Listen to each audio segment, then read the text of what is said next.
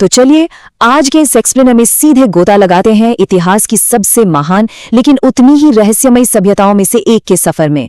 हम बात करेंगे इसके नाटकीय उदय की, उस रहस्यमयी पतन की जिसने सबको चौंका दिया, और उन छुपे हुए राजों की जो आज भी हमें हैरान करते हैं। अब जरा इस नंबर 160 पर गौर कीजिए। ये कोई मामूली आंकड़ा नहीं है।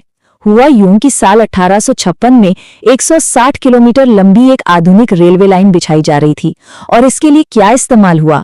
हजारों साल पुरानी पक्की ईंटें, जिन्हें बस कुचल दिया गया। जरा सोचिए, अनजाने में ही सही, लेकिन इस एक कदम ने इंसानियत के सबसे पुराने महानगर के एक बहुत बड़े हिस्से को हमेशा के लिए मिटाकर रख दिया। वैसे इस सभ्यता की खोज का इतिहास भी बड़ा अजीब और दिलचस्प है। 1826 की बात है। चार्ल्स मेसन नाम के एक ब्रिटिश भगोड़े सिपाही ने सबसे पहले इन रहस्यमयी खंडरों को देखा था।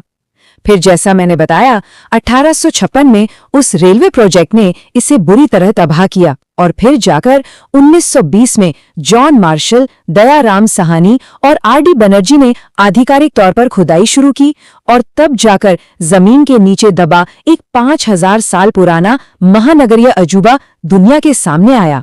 भाग 1, एक प्राचीन यूटोपिया। तो आइए मोहनजोदड़ो की इस अविश्वसनीय और हैरान कर देने वाली प्रगति को थोड़ा और करीब से समझते हैं। प्राचीन दुनिया के बाकी हिस्सों से इनकी तुलना करना वाकई बहुत दिलचस्प है। एक तरफ आप मिस्र और मेसोपोटामिया को देखिए, जहां राजाओं के लिए विशाल मंदिर, बड़े बड़े महल और भव्य मूर्तियां बनाई जा रही थीं। लेकिन दूसरी तरफ हमारी हड़प्पा सभ्यता, इनका पूरा फोकस आम जनता पर था। ढकी हुई नालियां, ग्रिड सिस्टम वाली शानदार सड़कें और पब्लिक के लिए द ग्रेट बाथ। मतलब ये एक ऐसा समाज था जो शासकों के रौब से ज्यादा साफ सफाई, हाइजीन और एक स्टैंडर्ड सिविक लाइफ को तरजीह देता था। कमाल है ना? अब जरा 10.5 सेंटीमीटर की कांसे की बनी इस मशहूर डांसिंग गर्ल की मूर्ति को ही ले लीजिए। मशहूर पुरातत्वविद सर मोर्टिमर व्हीलर ने इसके बारे में क्या खूब कहा था। उसके खड़े होने के अंदाज में एक अजीब सी अकड़ है, जैसे वो पूरी दुनिया को जानती हो। ये महज कोई कलाकृति नहीं है, ये साफ दिखाता है कि उस समाज में महिलाएं कितनी सशक्त थीं। उन्हें फैशन की गहरी समझ थी, और वे धातुओं को पिघलाकर ढालने जैसी एडवांस टेक्निक भी बहुत अच्छी तरह जानती थीं। और एक बात, ये लोग सिर्फ अपने शहरों तक ही सीमित नहीं थे। लोथल का डॉकयार्ड प्राचीन हाइड्रोलिक इंजीनियरिंग का एक जीता जागता चमत्कार है। जरा सोचिए, इनका टाइडल लॉक सिस्टम इतना एडवांस था कि पानी के उतार चढ़ाव के बावजूद जहाज बिना कीचड़ में फंसे सुरक्षित बंदरगाह के अंदर आ और जा सकते थे। ये साबित करता है कि ये लोग दुनिया के पहले इंटरनेशनल बिजनेस पायनियर्स थे। ये मेसोपोटामिया के राजाओं तक को अपना सामान एक्सपोर्ट करते थे। और दिलचस्प बात यह है कि वे राजा इस जमीन को मेलूहा कहकर बुलाते थे। भाग 2, अनसुलझे रहस्य। अब जरा रुख करते हैं उन गहरे राजों की तरफ जो आज भी बड़े बड़े इतिहासकारों के लिए एक पहेली बने हुए हैं। रहस्यों की बात निकली है तो 400 का ये आंकड़ा आज के इतिहासकारों का शायद सबसे बड़ा सिरदर्द है। हड़प्पा की लिपि में 400 से ज्यादा अलग अलग ऐसे प्रतीक हैं जो आज तक, जी हां आज तक, पूरी तरह से पढ़े नहीं जा सके हैं। और इसका कारण सीधा सा है, मिस्र की तरह हमें यहाँ कोई अनुवाद करने वाला रोजेटा स्टोन मिला ही नहीं। तो वे क्या लिखते थे? कोई खास मंत्र या सिर्फ व्यापार की रसीदें? कोई नहीं जानता। और अब बात करते हैं इन बेहद रहस्यमयी यूनिकॉर्न मोहरों की। खुदाई में हजारों की तादाद में ऐसी मोहरें मिली हैं जिन पर एक सींग वाला जानवर बना हुआ है। अब सवाल ये उठता है कि क्या 5000 साल पहले भारत में वाकई यूनिकॉर्न होते थे? विज्ञान तो साफ नहीं कहता है। तो फिर क्या ये कोई धार्मिक प्रतीक था, या किसी वीआईपी व्यापारी का बैज, या फिर क्या पता ये सिर्फ एक बैल की साइड प्रोफाइल तस्वीर हो जिसमें दूसरा सींग पीछे छुप गया हो। सच तो यह है कि विशेषज्ञ आज भी इस पर उलझन में हैं। लेकिन इन सब में जो सबसे खौफनाक खोज थी वो थी मोहनजोदारो की सड़कों और सीढ़ियों पर बिखरे हुए ये 37 कंकाल। ये कोई आम कब्रें नहीं थीं। ऐसा लग रहा था जैसे कोई भयानक तबाही अचानक आई और लोग जहां थे वहीं के वहीं ढेर हो गए।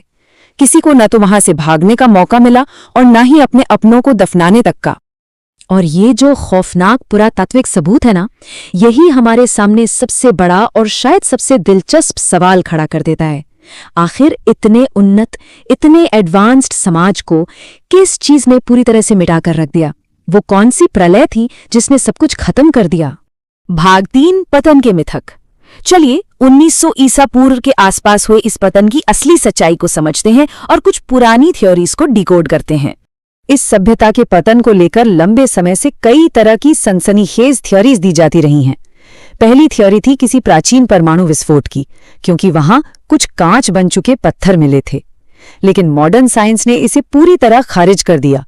वे पत्थर किसी परमाणु बम से नहीं, बल्कि मिट्टी पकाने वाली भट्टियों की अत्यधिक गर्मी से बने थे। फिर एक थ्योरी आई आर्यों के आक्रमण की, लेकिन आधुनिक डीएनए परीक्षणों ने इसे भी सिरे से नकार दिया है। वहां कोई विदेशी हमलावर नहीं आए थे, जीन पूल बिल्कुल एक जैसा था। तो असली वजह क्या थी? असली वजह थी जलवायु परिवर्तन, जिसे आज जियोलॉजिकल और सैटेलाइट डेटा ने बिल्कुल सच साबित कर दिया है। अब देखिए, इस पूरे मामले में एक बहुत ही बड़ा और अहम खुलासा राखीगढ़ी से हुआ। वहां मिली 4500 साल पुरानी एक महिला के कान की हड्डी से जो डीएनए निकाला गया, उसने सच में इतिहास की किताबों में भूचाल ला दिया। उस डीएनए में कोई स्टेपी या विदेशी जीन था ही नहीं। ये एकदम पक्का सबूत है कि कोई अचानक विदेशी आक्रमण नहीं हुआ था और आज की आधुनिक भारतीय आबादी सीधे तौर पर उन्हीं हड़प्पा वासियों के वंशज हैं। इसके अलावा 2018 में उत्तर प्रदेश के सनौली में हुई खोज ने एक और पुरानी धारणा को तोड़ दिया।